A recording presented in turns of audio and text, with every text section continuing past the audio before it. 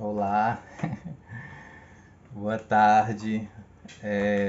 Então, eu fiquei aqui de apresentar um pouco sobre o texto, né, do que é a literatura menor, do Deleuze e Guattari, e aí que é um texto base para minha pesquisa da dissertação.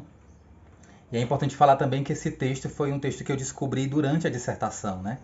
Então, foi durante aqui a pesquisa do mestrado que eu tive acesso a essa obra, né? E a partir da leitura desse texto, desse livro, foi que disparou algumas reflexões e tensionamentos para pensar um trabalho, para pensar uma obra teatral. E aí é muito interessante falar como eu chego, né, com essa obra teatral. Eu sou um artista de Maracanaú, né, que aí fica aqui na região metropolitana de Fortaleza. Faço teatro aqui já há mais de 10 anos, com todas as problemáticas de problemas relacionados a aqui não tem um curso de teatro, aqui nós não temos uma política relacionada ao fazer cultural, né, ao fazer artístico. Então, que fez com que toda a minha formação se pautou em buscar espaços de formação, né? Dentre esses espaços de formação, um dos primeiros, né, e um dos mais importantes é o trabalho com teatro de grupo. É interessante falar sobre teatro de grupo, porque para muitos movimentos,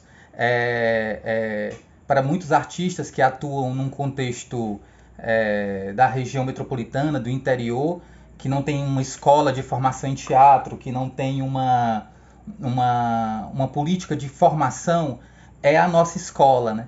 Então, por exemplo, eu fiz parte, a minha escola é o teatro de grupo, né? E aí, em 2007, eu fiz parte de um movimento social, buscando fazer teatro, que era um movimento social que trabalhava com hanseníase, né? Que é o Mohan, o movimento de reintegração das pessoas atingidas pela hanseníase, que é um movimento social que ficava num bairro daqui de Maracanã que se chama Colônia Antônio Justa. E aí, eu fazia parte desse movimento social com interesse de trabalhar teatro nesse movimento social. Existia um grupo de teatro vinculado a esse movimento social que se chamava Trupe Cangás de Teatro, que trabalhava com teatro informativo, né? Então, a partir dessa questão da doença da hanseníase, levava-se espetáculos de teatro para postos de saúde, para escolas, eventos da secretaria. E aí eu entrei dentro desse movimento com o objetivo de fazer teatro, porque era um grupo de teatro que estava dentro desse movimento. Tem uma questão muito interessante para pensar esse movimento social. Que esse movimento social dentro desse bairro, que é um bairro que fica distante do centro da cidade de Maracanaú, né?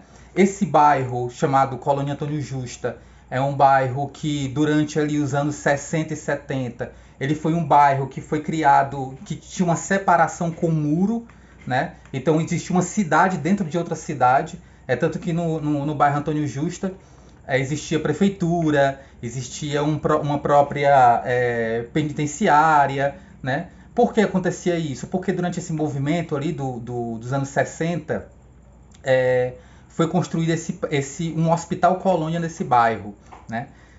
Porque justamente para fazer uma política uma política sanitária, que era de fazer com que as pessoas que tinham hanseníase, que era uma doença sem cura e sem tratamento na época, iam e se isolavam compulsoriamente, eram retiradas das suas casas para colocar dentro desse hospital colônia que ficava nesse bairro. E existia um distanciamento entre essas pessoas que ficavam lá na colônia Antônio Justa para as outras pessoas da cidade.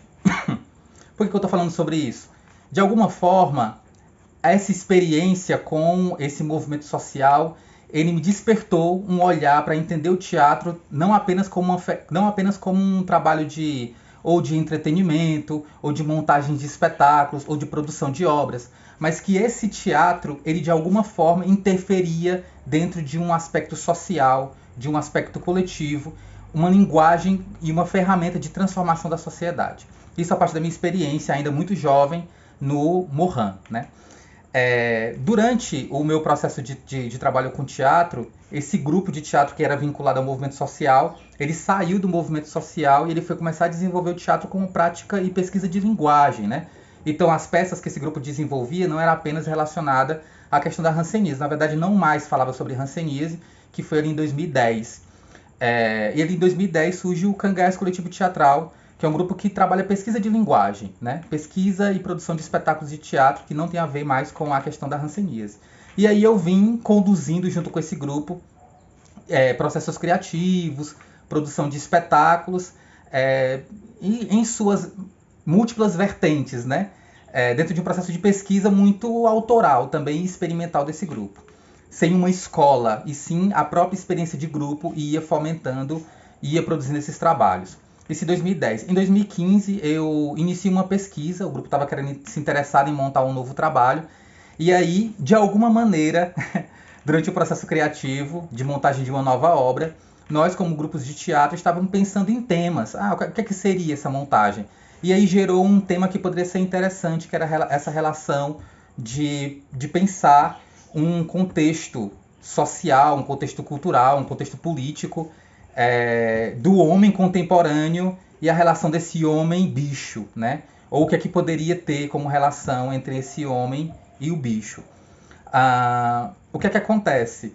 Um dos autores que foi instigado para a gente buscar durante esse processo foi o Kafka, né?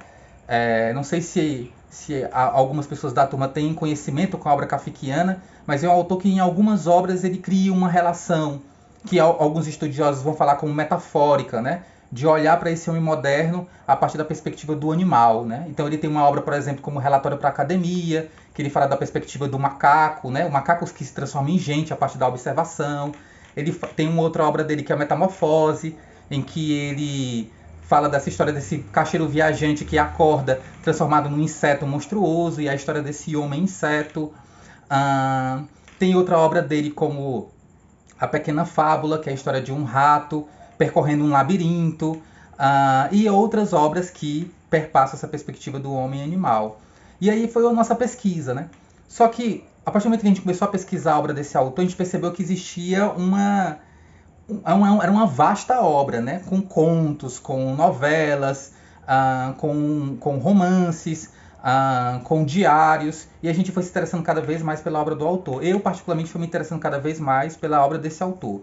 O Kafka é um autor tcheco, né? Que tem origem judaica, e que ele dentro de uma cultura de escrita fortemente a partir do alemão, né? Da língua alemã. O Kafka ali, ele é de 1883 nasce em 1883 e falece em 1924, vive ali 40 anos e tem uma produção massiva enquanto escritor, né, na literatura. Porém, o Kafka ele não trabalhava profissionalmente com a literatura, né? Ele foi formado em advocacia, ele trabalhava numa empresa, né, vinculada a um órgão estatal, de acidentes do trabalho, né, que a gente poderia chamar hoje de previdência social, né, trabalhava num órgão desse. E aí, esse autor o autor e a obra começaram a disparar alguns interesses para o grupo. Em 2016, a gente montou uma primeira encenação da obra do Kafka, que foi Na Colônia Penal, né, que é um conto, é um conto, mas também é um conto ou uma novela kafkiana. Por conto, porque existem estudos que apontam como um conto, existem outros que apontam como uma novela, né? Uma novela do Kafka, e a gente monta esse primeiro trabalho, né? Pensando uma relação entre a literatura e o teatro. Nessa montagem, especificamente, a gente meio que monta essa fábula, né? Que é a história de um oficial de justiça de uma determinada colônia, em que ele defende um projeto de lei, um projeto judicial, que é uma máquina de punição e tortura. Então, esse oficial dessa colônia, ele defende esse projeto como ideal, como lei daquela colônia, né? daquele espaço, daquele território.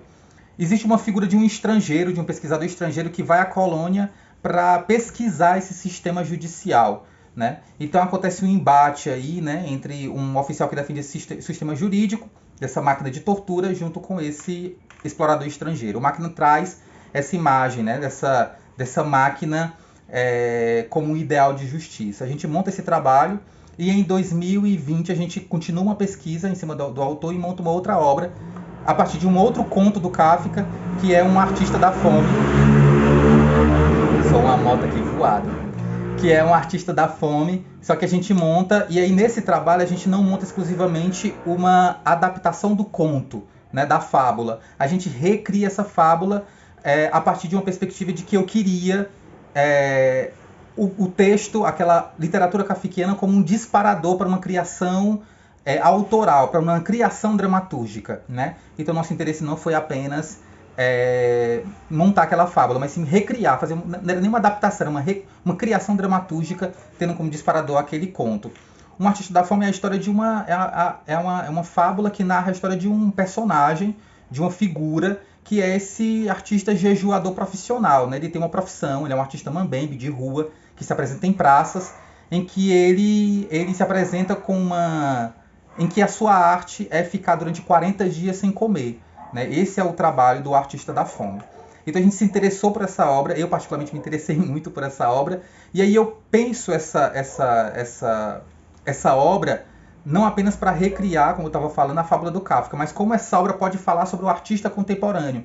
E o artista contemporâneo, no caso, seria um pouco das minhas referências, da minha trajetória, do meu lugar como artista na sociedade. A gente monta essa obra em 2020, e diferentemente da obra na Colônia Penal de 2016, que a gente conseguiu criar um circuito, conseguiu passar por um circuito de festivais, de apresentações. Essa obra especificamente a gente estreia em 2020 e essa temporada é cancelada com esse trabalho, né? Devido à pandemia, né?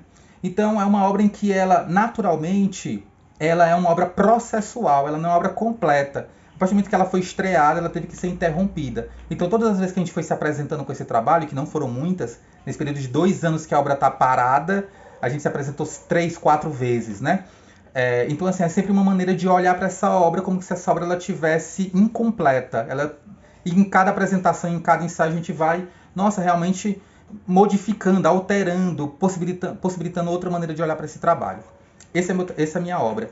Quando eu me inscrevi no mestrado em artes, eu estava muito interessado em falar um pouco sobre uma prática artística do meu trabalho que eu desenvolvia com o grupo, né?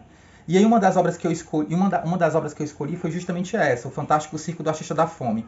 A ideia era olhar para esse trabalho e pensar o que é que essa obra tem enquanto pensamento, o que é que eu posso desenvolver a partir dessa obra, materiais e dispositivos para pensar a criação em artes na contemporaneidade.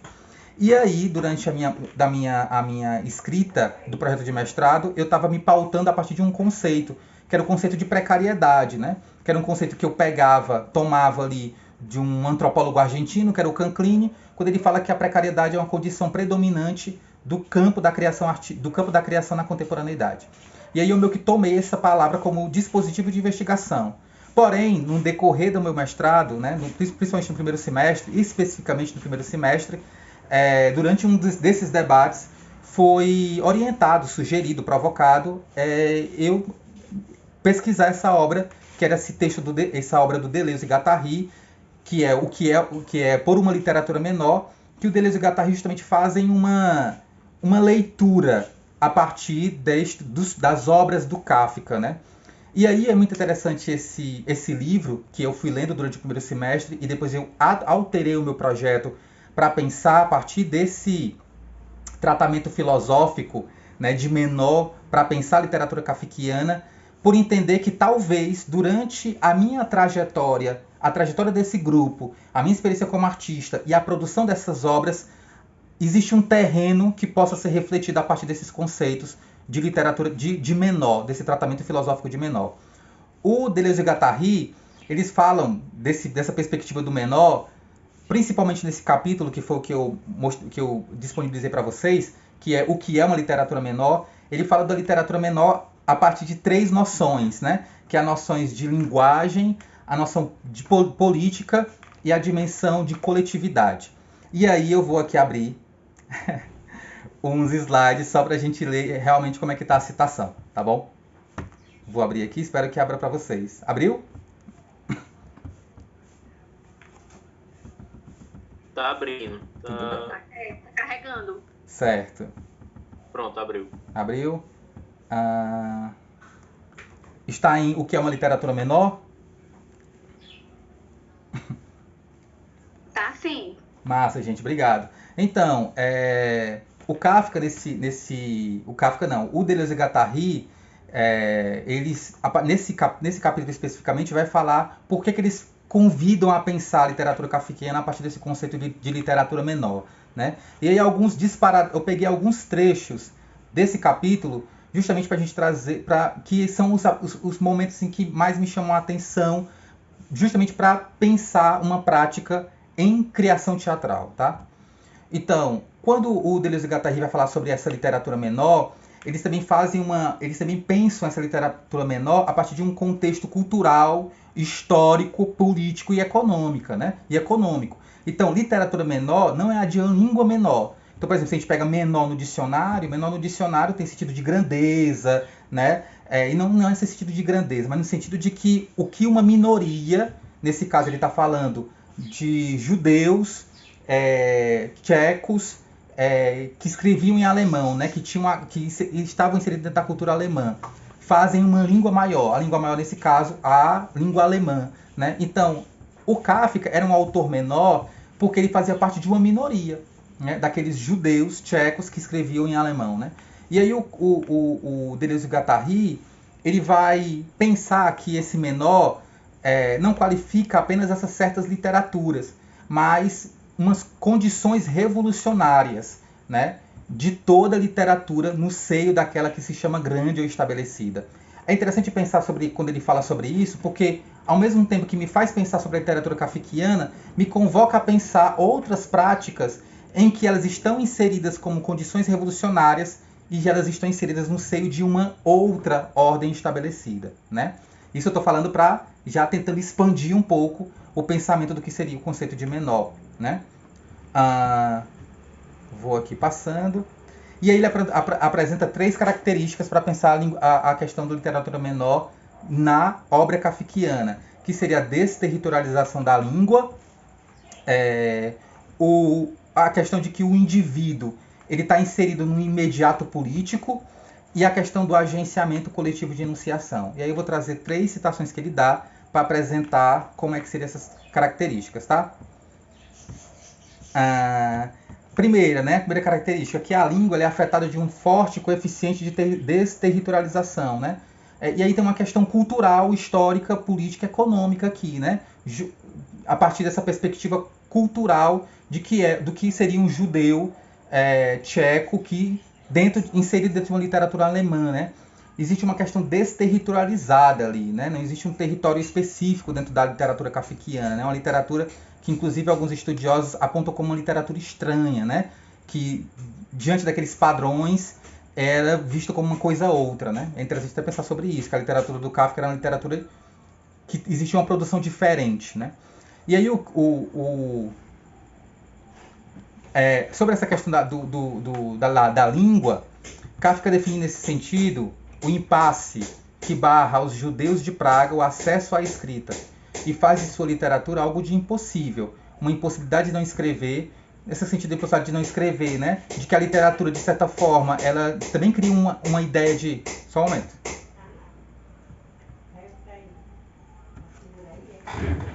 Pai, com licença, pai, eu tô aqui dando aula. A possibilidade de escrever, no sentido de que a literatura, de certa forma, ela também traz uma consciência cultural, né? Então, o desejo de escrita também como reconhecimento de um povo. A impossibilidade de escrever em alemão, no sentido de que, como eu tenho uma escrita desterritorializada, com culturas diferentes, eu não escrevo a partir de um alemão padrão, o meu escrito de meu alemão é um alemão outro, né? E a possibilidade de escrever de um outro modo, né? Que não esse, de certa forma, que o meu tecido histórico e cultural me permite escrever. Essa outra característica dessa literatura menor é que tudo nelas é político, né? Então aí o Deleuze e Guattari vão falando que seu espaço exíguo desses escritores, dentro dessa perspectiva que eu falei que o Kafka era no judeu tcheco que escrevia alemão, faz com que cada caso individual seja imediatamente ligado à política, né? Então o caso individual torna-se então tanto mais necessário, indispensável, aumentado ao microscópio, quando toda uma outra história se agita nela. É nesse sentido que o triângulo familiar conecta-se a outros triângulos comerciais, econômicos, burocráticos, jurídicos. Então, dentro da literatura kafkiana, a gente vai perceber que existem algumas questões, né, e algumas noções de ordem comercial, econômica, burocrática, mas que isso estaria por debaixo de um véu que, no primeiro momento, aponta as questões do cotidiano, né? Então é como se o cotidiano ele nunca fala sobre ele mesmo. Existe uma outra história, uma outra reflexão política que agita dentro da literatura, dentro daquelas obras, né? E que tudo toma um valor político, né? Então, de algum modo, a máquina literária toma, sim, o lugar de uma máquina revolucionária por vir. De modo algum por razões ideológicas, mas porque só ela é determinada a satisfazer as condições de uma enunciação coletiva que faltam toda outra parte desse meio. A literatura é a tarefa do povo. Então me faz a pensar que aquela escrita, de certa forma, ela tem um valor, ela tem um potencial de coletividade, né? É tanto que depois ele vai falar dessa perspectiva de que não existe um sujeito da enunciação. Todo sujeito da enunciação na obra kafkiana, ele é um agente coletivo de enunciação, né? E aí tem umas perspectivas interessantes que eu vejo, né? Então, por exemplo, a ideia de uma escrita como um cachorro que faz seu próprio buraco, né? Um rato que faz sua toca, né? A ideia de que eu crio o meu próprio mundo, né? Que eu crio o meu próprio lugar, o meu próprio espaço de investigação, né? Eu estou criando o meu espaço. E aí ele fala, né? Eu crio o meu próprio dialeto, meu próprio terceiro mundo, meu próprio deserto. E aí, mais outra que a gente faz pensar meu interesse por essa perspectiva do menor, né? Que é justamente a perspectiva revolucionária, né? Uma prática do menor como uma noção revolucionária, né? E aí, essas perspectivas de tensionamento a partir das dimensões de linguagem, das dimensões políticas e as dimensões coletivas, elas, de certa forma, elas atravessam uma prática e uma criação teatral, que é a prática, a criação teatral desse coletivo de teatro que eu desenvolvo um trabalho e também da minha prática artística. Ela não é descolada de uma perspectiva da linguagem, né? De que há um tensionamento dessa linguagem constantemente, uma perspectiva de coletividade, né? Ao fato de ter feito teatro em grupo, em coletivo, e uma perspectiva política, né? Um teatro em que ele reflete o social, né? O que ele traz esse social como espaço de reflexão. E aí tem uma questão muito interessante, eu queria falar um pouco sobre essa questão da língua desterritorializada, principalmente a partir desse conceito de desterritorialização, que é aquilo que eu falei pelo o fato de ter feito teatro num movimento social dentro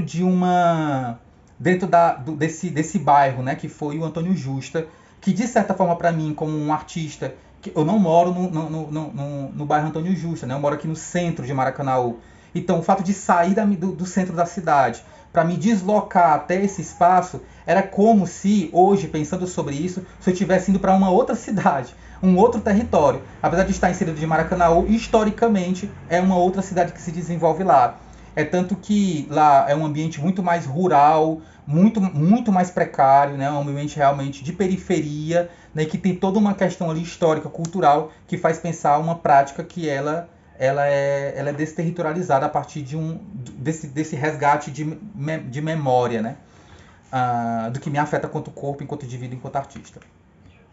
E aí eu queria trazer para vocês algumas imagens, né, desses trabalhos e dessas experiências que eu tive em montagem do Kafka, que é justamente a encenação do Na Colônia Penal e a encenação do Fantástico Circo do Artista da Fome. Eu acho que algumas pessoas podem não ter visto, né, ou então da turma, então acho interessante apresentar também esses trabalhos, justamente como objeto, né, de como é que se deu essa relação entre a literatura kafkiana e as artes da cena. Essa aqui é a obra Na Colônia Penal, né, que como eu falei, é um trabalho de 2016. E nesse trabalho, né, existe um tensionamento da obra em relação também com outras linguagens, né, aqui especificamente a questão do cinema e do cinema expressionista alemão, Então existe realmente um desejo, uma investigação ali de pensar o teatro, pensar a criação em teatro a partir desse dispositivo em campo expandido, né, o teatro em campo expandido, em diálogo com o cinema expressionista, né, o que também nos chega como cinema expressionista, né, a partir do referencial imagético e das obras cinematográficas, né, como o filme Aurora, por exemplo, ou como o Gabinete do Dr. Caligari, né, com aqueles recursos de sombra e luz, com aquelas questões meio de entrecortadas, disformes, né. Então a gente meio que começou a investigar isso a partir de um recurso de sombra e luz também, que é um retroprojetor. Perdão. Aqui algumas imagens, né? Então tem tipo esse recurso de sombra e luz dentro do trabalho, as projeções, né?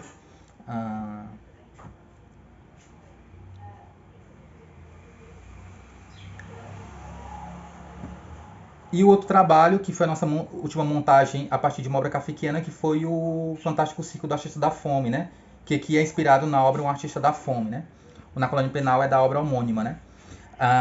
E aqui naquela primeira experiência, eu tenho uma experiência ali como ensinador e como dramaturgista, e nessa experiência, uma experiência como ensinador, como um solo e também como dramaturgo, né? De estar escrevendo esse texto, né? Essa dramaturgia, pensando nessa dramaturgia textual. Aqui aí eu vou apresentar algumas imagens.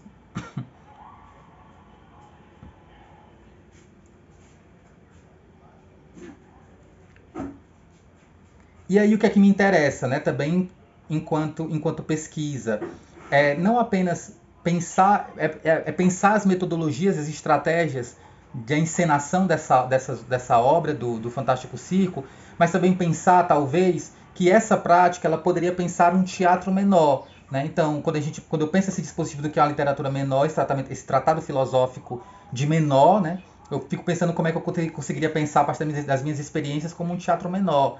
Né? E aí, hoje, né, a minha pesquisa, né, ela está atravessando tanto a obra, que é a literatura menor, mas entender que dentro do estado da arte, né, existem também outras práticas, né, e outras pesquisas que apontam essa perspectiva do menor em relacionado às artes da cena, como esse artigo, né, que fala sobre a ideia de teatro menor como uma experiência, uma produção artística envolvendo os trabalhos de teatro de grupo, né, pelo fato de que é um teatro que está ali próximo ao experimental, próximo ao não comercial, próximo a espaços de pesquisa, sobrevivendo muitas vezes dentro de práticas artísticas precárias, que não têm um incentivo, então são práticas artísticas que não se desenvolvem dentro de uma situação macroeconômica, pelo contrário, uma situação de precariedade, que é essa pesquisa aqui da Heloísa Marina da Silva, em que ela traz também um recorte latino-americano aqui, com grupos da Latinoamérica. E uma referência recente que me chegou foi pensar a ideia do menor enquanto dramaturgia.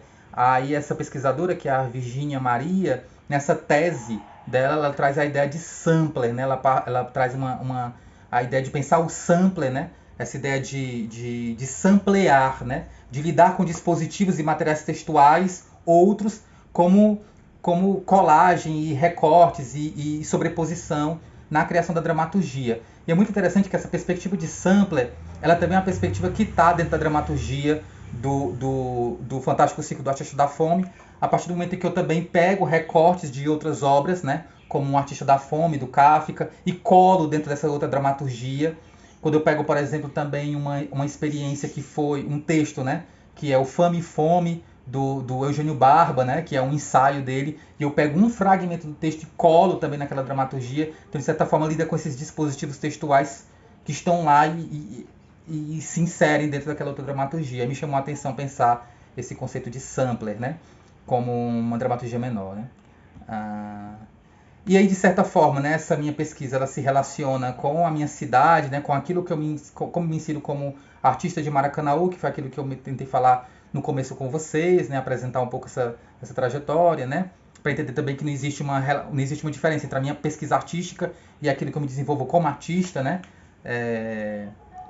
não está associada à minha criação com a minha relação como artista.